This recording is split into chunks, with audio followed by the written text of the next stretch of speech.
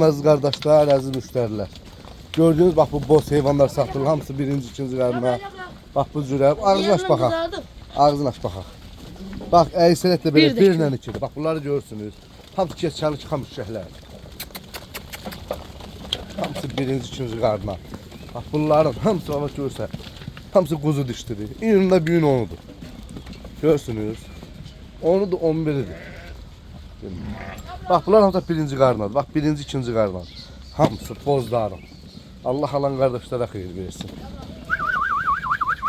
Bunlar toğludur. Bak geçen ki birinci qarna xam üşəklər.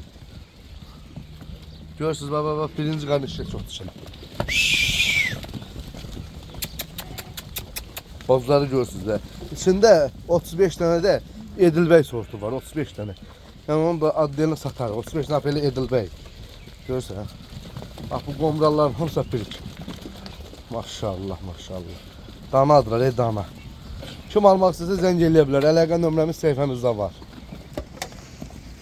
Görürsünüz bak qomralları, boz şələləri. Toğulları görürsünüz hamısı birinci qarına.